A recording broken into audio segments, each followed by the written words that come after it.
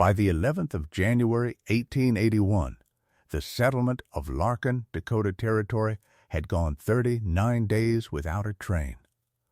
The coal bin behind the depot had been swept down to the bare planks, and then the planks themselves had been pried up and burned. 40 miles of railroad line lay under drifts frozen hard enough to carry a loaded wagon. There was coal in Sioux City and flour in Chicago, and not 1 pound of either could reach a town of 200 people whose stovepipes were going cold one after another, like lamps being put out along a street. Every chimney in Larkin was starving that morning, every chimney but one. And the house under that one had not burned a stick of wood or a shovel of coal since the middle of October. What it had instead was a sound. From the northwest corner of Ivar Sandberg's claim came a slow, patient knocking. 40 beats to the minute, hour after hour, through the dark and through the storms, a wooden windmill turning a rod, and the rod driving an iron plate up and down through 250 gallons of water, and the water.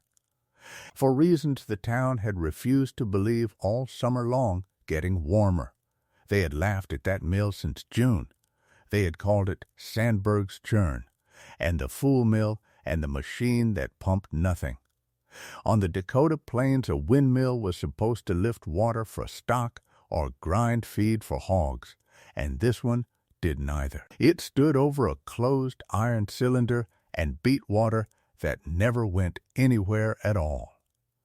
By the second week of February, 9 families would be sleeping in shifts on the floor around that cylinder. Ivar Sandberg was 34 years old that winter. He had been born at Gävle in Sweden and brought over at 11, and he had spent 9 years in a locomotive shop in Illinois. First as a fitter and then as a machinist, which meant he understood a steam engine the way a farmer understands weather, not from a book, but from having had his hands inside one while it was still hot. In 1878, he left the shops to sell windmills. It was good reasoning at the time. The territory was filling with people. Every quarter section needed water lifted out of the ground. And a mill agent who could also erect and repair the things had a trade nobody could take from him. What he had not counted on was that the men who wanted a mill could not pay for one, and the men who could pay had already sunk a well with a hand pump and saw no reason to spend $80 on a machine to save their wives an hour a day. When his territory was reassigned in the spring of 1880, Ivar was left holding a single unsold demonstrator, a 16-foot wooden wheel, its arms and slats still in the crate, and a 40-foot tower in bundled timbers, lying along the north wall of his barn against a note for $210 at the Larkin Bank. He had a wife, Kirsten, who had come from the same coast of Sweden and who could do arithmetic faster than he could. He had a daughter, Merritt, who was 9 that autumn and small for it. He had a shaggy gray stock dog named Rye, who slept against the door. And he had 160 acres of grass 6 miles northwest of town, with a house on it that was small even by the standards of that country. A story and a half of sawn cottonwood and sod, 12 feet by 14 inside, with a plank floor he was proud of, and 2 windows he could not really afford. What he did not have was fuel. That is the part of prairie life that is hardest to explain now. Larkin sat in a landscape with no timber in it, not thin timber, none. A man could ride a full day and see nothing woodier than a slough willow. Every stick that burned in that town had come in on the railroad, and coal was landing at the depot at $9 to $11 a ton, depending on the month and Del Foss's mood. A house of that size, kept decently warm through a Dakota winter, ate 4 to 5 tons. In August of 1880, Ivar Sandberg had $18. So the machine did not come out of curiosity. It came out of arithmetic. There was a book in that house. It had come out of the railroad shops, water-stained along the bottom edge, and its title was Heat Considered as a Mode of Motion by John Tyndall. First published in London in 1863 and reprinted in America until it was in every mechanics institute in the country. It was the great popular science book of its generation, and Ivar had read it the way other men read Scripture, slowly, repeatedly, and in a bad light. In it, Tyndall described the experiments of James Prescott Joule of Manchester. Between 1843 and 1850, Joule had shut a paddle wheel inside a sealed can of water and turned it with falling weights and measured over and over with an obsessiveness that made him a joke among gentlemen and a giant afterward, exactly how many degrees the water rose. Joule's point was philosophical. Heat is not a fluid that lives in things and pours out of them. Heat is motion. Work and warmth are the same currency, and there is an exchange rate, and he had measured it. Ivar's point, reading that in a sod house on the Dakota plains, was narrower and far more useful. Whatever you put into water as work, you get back as heat. All of it. There is no chimney for it to escape up. There is no ash to carry it out the door. There is no damper to set wrong, and no green wood to hiss, and no flue to draw your warm air outside while it burns.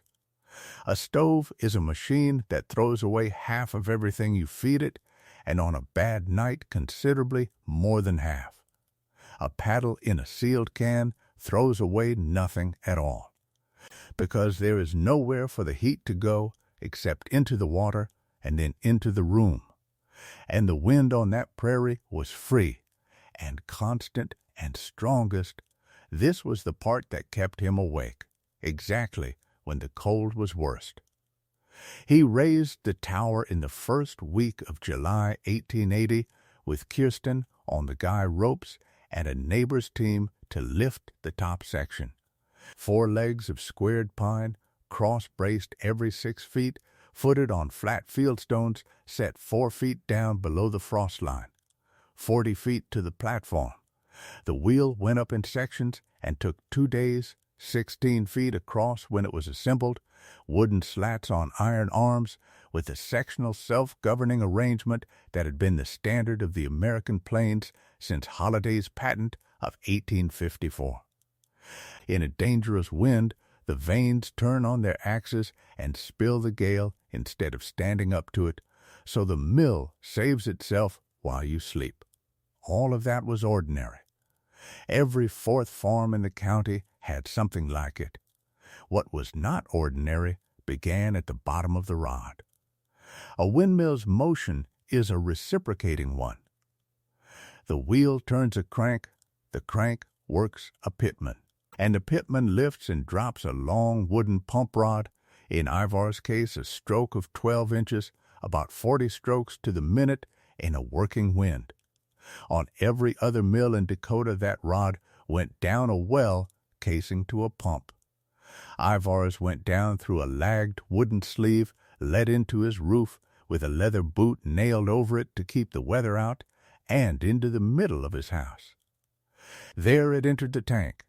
He had the tank rolled and riveted at a tin shop in Brookings out of sheet iron, and paid for it in 3 weeks of labor on their forge.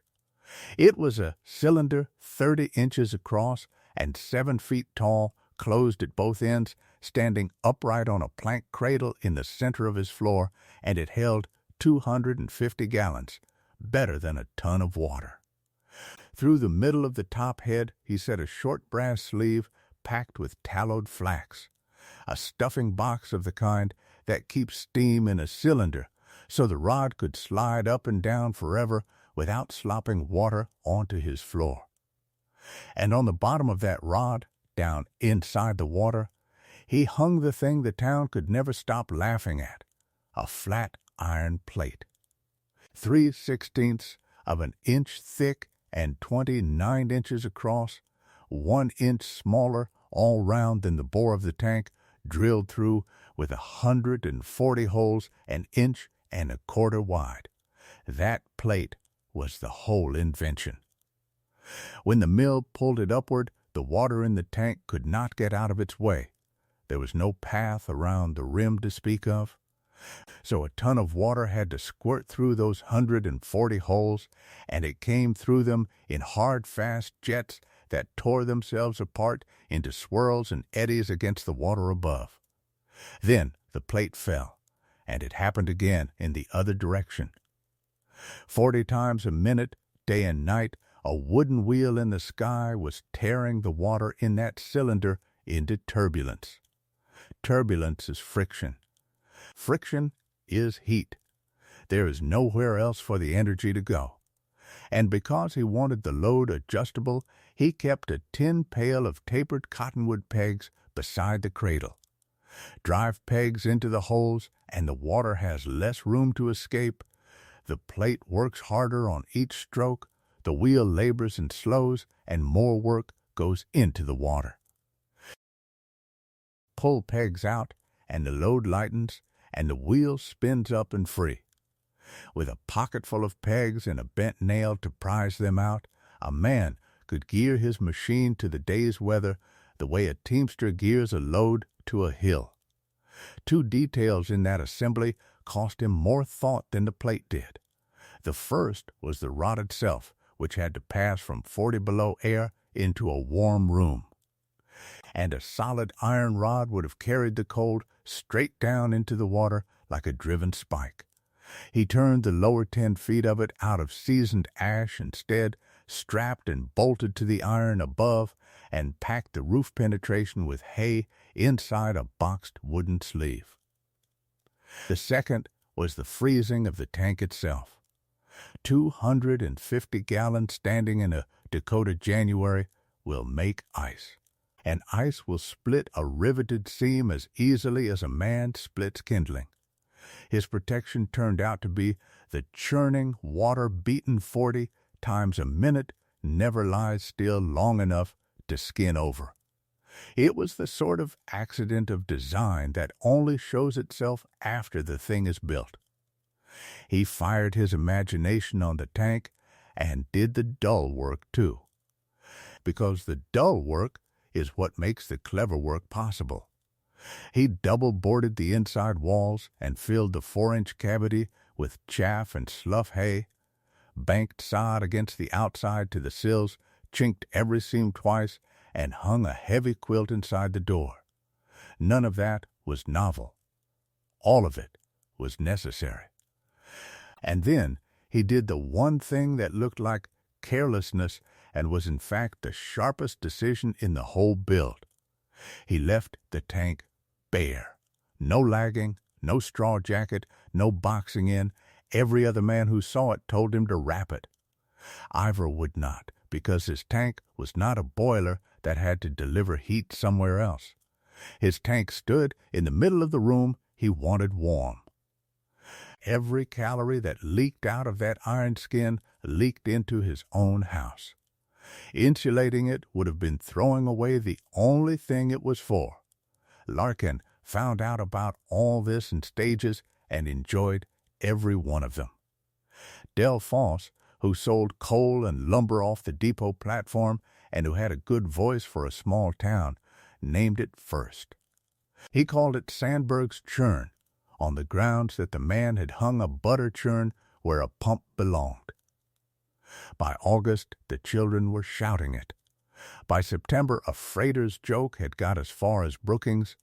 There was a Swede out west of Larkin who had a mill that pumped nothing, ground nothing, sawed nothing, and cost $200. And he stood under it in the evening, listening to it like a man listening to a clock. There was one afternoon at the depot that Kirsten never spoke about afterward. She had come in for salt and thread, and Foss, with 5 or 6 men on the platform and a wagon load of coal being weighed off behind him, asked her loudly whether the Sandbergs would be selling butter this winter, seeing as they had the biggest churn in the county. The men laughed the way men do when the joke is not really aimed at them. Kirsten paid for her salt, said good afternoon to every one of them by name, and walked the 6 miles home. Some of the mockery was cruelty, and some of it was just a hard country's humor. But underneath it there was one serious objection, and it came from a serious man. Patrick Dean was the section foreman on that stretch of line, a careful Irishman who had been on the plains 11 years and had pulled frozen men out of drifts with his own hands. He walked out to the claim in September, looked the machine over for a long time without saying anything, and then gave Ivar the sentence he would remember all winter. A fire, Dean said, is a quick thing. A wheel is a slow one. You'll not get a fire's worth out of a wheel, Ivar. And Ivar, who had already been measuring, knew he was right. He ran the mill for 11 days in September with a dairy thermometer and a notebook, and the numbers were brutal. In a hard blow, that 16-foot wheel was putting something under a horsepower into the rod.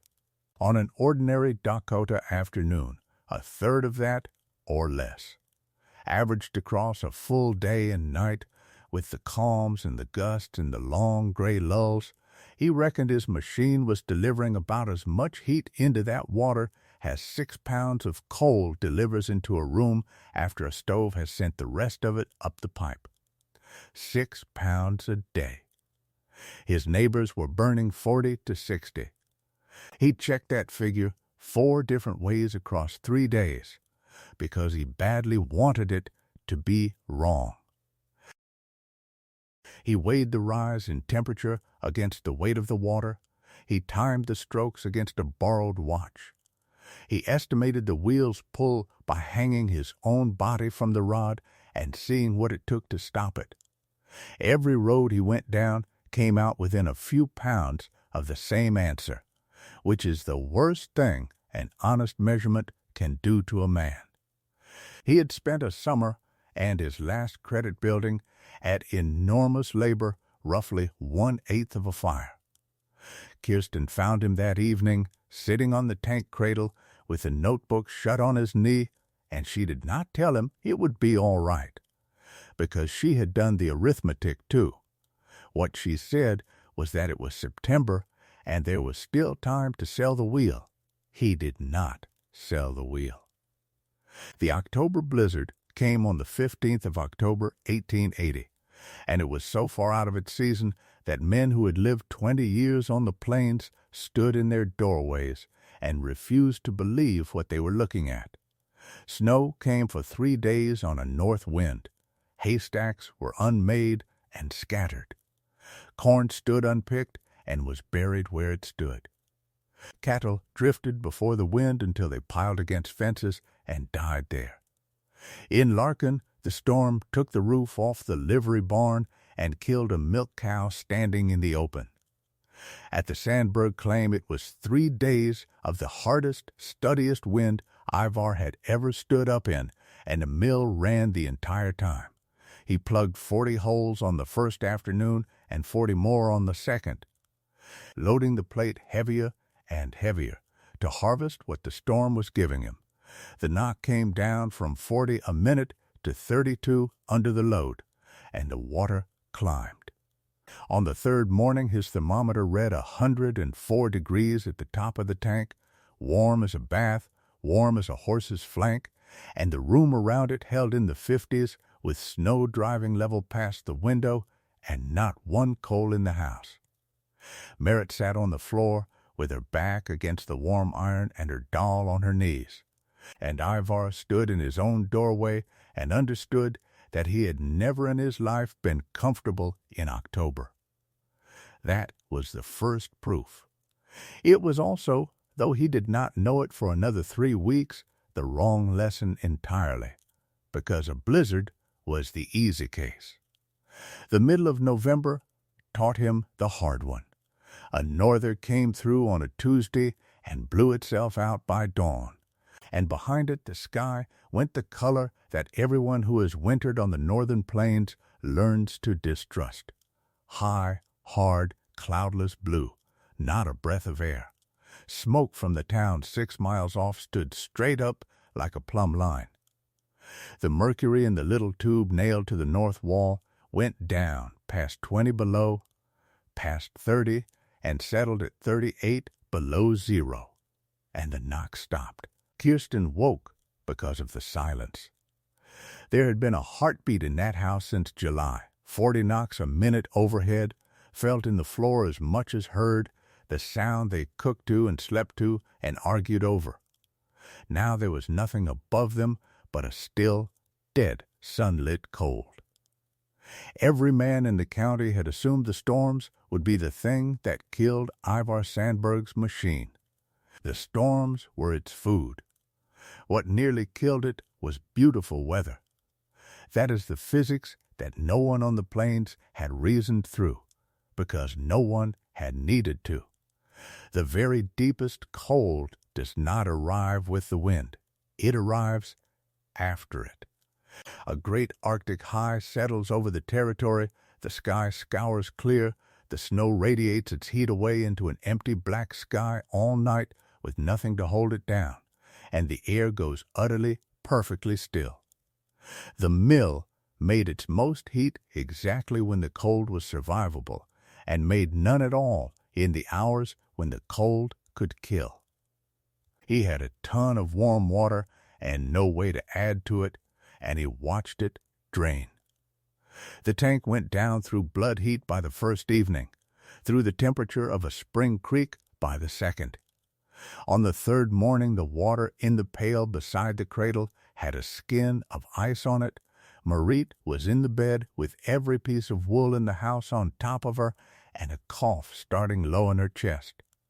And Kirsten burned the last 4 cottonwood limbs off the wood pile to boil water. The wind came back on the 4th afternoon. It saved them. It did not comfort him at all, because now he knew the number. His store of heat was good for about 2 days, and the plains routinely handed out 4. And so Ivar Sandberg sat down in a half-frozen house and did the thing that made him, in the end, an engineer rather than a tinkerer. He stopped asking how to make more heat. He asked how to need less. If his mill could only ever produce 6 pounds of coal a day, then the answer was not a bigger mill. The answer was a smaller house. Through the last 3 weeks of November, he built a room inside his own room. It was 8 feet by 10 and 7 feet high, framed of scrap studding, double-boarded inside and out, with 4 inches of chaff and hay packed between the skins, with a low doorway and a hung quilt for a door and no window at all. He built it around the tank so the iron column stood inside it, floor to ceiling. In the middle of the family's new world. Everything else in the cabin he gave up. The kitchen end, the shelves, the churn, the door, all of it was surrendered to the cold, and for the rest of that winter the outer room hovered at about freezing, and nobody pretended otherwise. Water was kept in the box. Potatoes were kept in the box. The lamp oil was kept in the box because it thickened outside it. Kirsten fought him on it for 2 evenings, and her objection was a fair one. He was proposing that they give up 3/4 of a house they had spent 2 years making, and live like people in a root cellar on the strength of a machine that had already failed them once. What ended the argument was not an argument. It was a thermometer. He hung one inside the half-built box, and one on the far wall by the door, and on the 3rd morning of December the box read 51 degrees and the door read 29, and there was nothing further to say. The heated space had gone from about 1,700 cubic feet to 560. His demand fell by roughly 4/5 at a stroke, and now 6 pounds of coal a day was not a joke. 6 pounds of coal a day fed into a well-sealed box no bigger than a granary crib was a warm bed. The second change he made was store. He had a matching cylinder rolled at Brookings in the first week of December on credit against his last sound horse and stood it beside the first, joining the two with a short pipe at the top and another at the bottom. He did not need a pump for that. Warm water rises of its own accord, so it drifted out of the churning tank through the upper pipe and returned cold along the lower one, and the two bodies of water behaved as one. 500 gallons, better than 4,000 pounds of water, 4 days of dead calm instead of 2. And the third change was the pegs, which he now understood properly. In a gale, plug the plate and take everything the wind is offering. In light air, pull pegs until the load is small enough that the wheel can still turn, because a wheel turning slowly against a light load makes a little heat, and a wheel stalled against a heavy one makes none. He carried those pegs in his coat pocket for the rest of the winter, and by January he could tell by the pitch of the knock overhead how many he needed to change without going outside at all. The hard winter did not so much arrive as close. Blizzards came through in the middle of November, on the 1st of December, and again a week later, and between them the snow never once melted. It packed and drifted and set like masonry. The railroad cuts west of Tracy filled to the rails and then above them, and the snow in them froze into something no plow could break. Men who cleared those cuts by hand described cutting steps into it. The last freight got into Larkin at the very end of December. After that, nothing. Not in January, not in February, not in March, not in April. The town began to burn its own body. Green cottonwood first, which hisses and sulks and gives you almost nothing. Then fence rails, then the boards off a half-built store, then furniture in some houses, then the twisted hay, and anyone who has read anything of that winter knows about the hay. 2 handfuls of slow grass, twisted hard and doubled back on itself so the twist locks. Makes a stick about the size of a forearm that burns fiercely for perhaps 90 seconds. A woman could sit with her hands bleeding from the grass and make them all day and heat nothing but the stove she fed them into. The school closed on the 6th of January and did not open again that season. The store sold out of everything but tineware. Men who had come to that country expressly to be independent stood in Foss's yard once a week and asked whether there was any word of the line. And there never was. What the hard winter took from Larkin first was not warmth. It was certainty, the ordinary, unnoticed confidence that if you have money in your hand, something will eventually come down the rails for you to spend it on. At the Sandberg claim, the knock went on. The worst hour of the whole winter for Ivar came on a gray, wet, cold morning in the first week of January, when the air was full of freezing fog and the wheel began to glaze.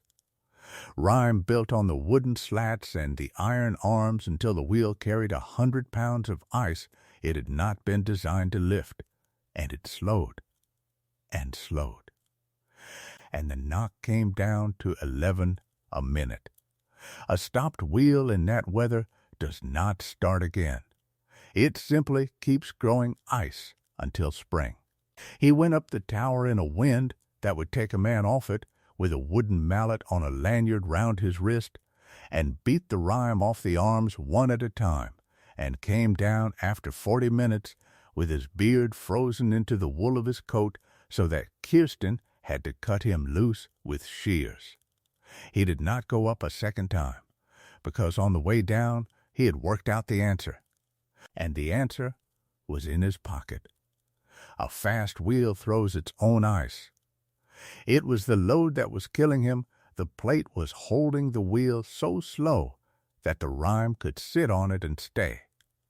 So when the air turned to that gray, drizzling cold again, Ivar pulled every peg he had. All 140 holes wide open, the plate slipping through the water almost freely. The wheel unloaded and screaming round faster than it had ever run, and the ice came off it in white sheets and sailed away downwind. He gave up an hour's heat to keep the machine alive. It is the trade every engineer eventually learns to make, and it kept the knocking going for the rest of the winter. February is when Larkin came out to the claim. Patrick Dean came first because he had 2 children and no coal and too much sense to be proud about it. Then the Alquists from the next section.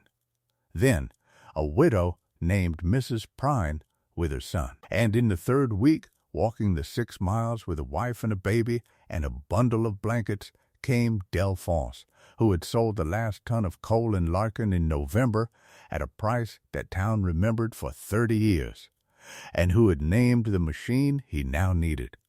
Ivar Sandberg let him in and did not say one word about it, then or ever, which the Alquist still spoke of long after. 9 families used that box before the winter ended, never all at once. The rule was 2 hours in and then out to the cold end of the cabin to make room, and children first and the sick before the well. The iron column stood in the middle with wet stockings and mittens laid along its top, always warm to the hand and never once hot, and above it all, night after night. The slow knock came down through the roof. Dean's youngest, who was 4, decided the tank was an animal, could not be talked out of it, and had to say good night to it. Mrs. Prane dried the whole settlement's stockings on it in rotation and kept a list. Somebody rigged a line of twine around it at shoulder height for mittens, and that box, 8 feet by 10, holding 11 people on a bad night, ran on a system of rules nobody ever wrote down and nobody ever broke. The children of that house learned to sleep through it. What woke them every time was when it stopped. The blizzards ran into April. Nobody in that box was comfortable, and it is a lie to say otherwise. Food was a thing the mill could not touch. By March, the town was grinding seedweed in coffee mills and Ivar's machine, for all its patient knocking, could not make a loaf of bread. 2 of the 9 families lost most of their stock. Everybody got thinner, and the cough Merritt had started in November did not leave her until May. The machine did not make that winter easy. It made it survivable, which, in Dakota in 1881, was the entire difference. And everyone sheltering there knew precisely which one they had been given. The first train reached Larkin in the 2nd week of May, and the whole town walked out to watch it come. Then the snow that had held the territory for 7 months went to water in about 10 days, and the rivers came up and took bridges and fences and in some places whole towns, and the hard winter finished the way it had started, by doing something no one had planned for. Ivar Sandberg paid his note at the Larkin Bank that autumn. Del Foss ordered a 16-foot wheel and had Ivar erect it and paid cash and never called it a churn again. A man came out from a windmill company in the spring of 1882, looked at the 2 cylinders and the drilled plate and the pail of pegs, wrote several pages of notes, and went away, and nothing ever came of it. Nothing was ever going to come of it. That is the honest end of the story. The wind heater was not beaten by physics. The physics was flawless, and every calorie it claimed it made, it made. It was beaten by the railroad. Within 5 years, the lines through that country were double-tracked and better plowed. Coal came in cheap and dependable all winter, and a machine that produces 6 pounds of coal a day stops being a miracle the moment you can simply buy a ton. Good engineering dies of cheap fuel more often than it dies of being wrong. The idea came back, of course. In the 1970s, engineers hunting for heat without fuel built wind machines that warmed water by stirring it, and rediscovered what a Swedish machinist had worked out with a dairy thermometer in a sod house. That turning work directly into warmth is the one conversion in all of thermodynamics that wastes nothing at all, and that the hard part was never the making of the heat. The hard part was the still blue, brilliant morning when the wind does not blow, and how small you are willing to make your world in order to get through it. The tower stood on that quarter section until 1911. Long after the mill head was gone, people in that county still gave directions by it. And Ivar Sandberg, who grew up and taught school in Huron for 40 years, told her pupils every winter about the sound of her childhood. A slow knock overhead, 40 to the minute, all night long, which meant that somewhere above the roof in the black and the wind, something was still turning, and that she was going to be warm until morning.